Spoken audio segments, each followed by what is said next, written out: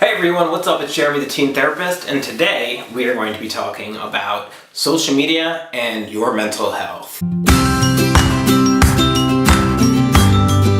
Social media can actually really have a large effect on your mental health.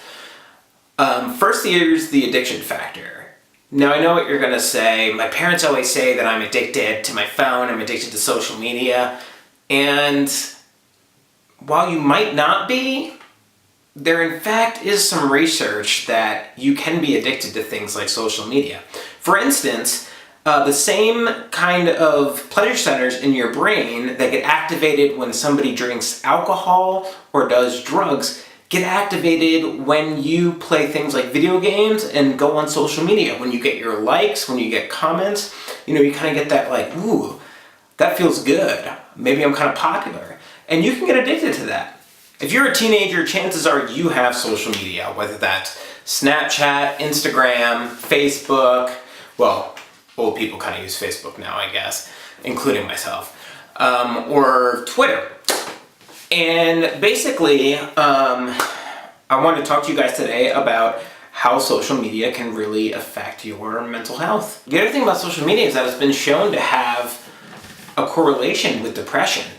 One thing you have to remember about social media is that everybody on social media tries to put their best foot forward.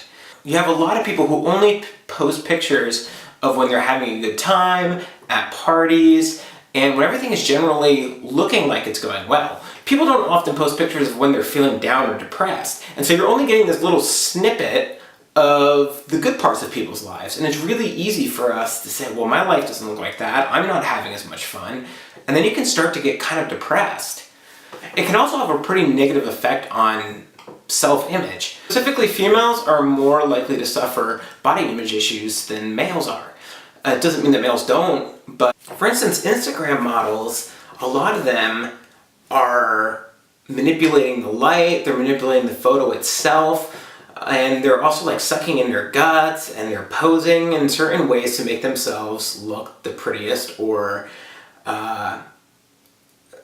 the best that they can possibly look. This is a false image, and if you start comparing yourself to Instagram models and people who look perfect, it can lead to some pretty large mental health problems. Eating disorders, depression, anxiety. So you have to remember that people on Instagram, especially Instagram models, are only putting their best pictures. And I've seen posts from Instagram models before that say in so much the same thing. The other thing would be that people are really mean on social media. And one of the reasons is because if you were behind a keyboard, you don't have to see how your words have an effect on somebody else. So if I call somebody ugly or fat or a loser or they should kill themselves, I don't have to sit there and look at them, feel really bad, or see them cry. And that's really concerning because we kind of get this false sense that we can say anything to anybody and it's fine. And it's not. And if you've been on the receiving end of that, you know how it feels. When you're being bullied like that, of course you're going to feel depressed. Of course you're going to feel anxious. You might even feel suicidal.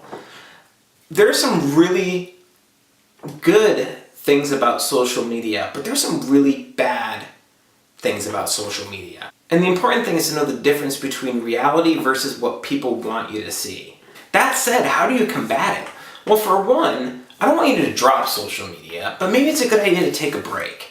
Now, I'm not talking like, a month. Maybe try a couple days or even a week and see how you feel. I've had teens who've literally cut out their Instagram account and said that they feel so much better.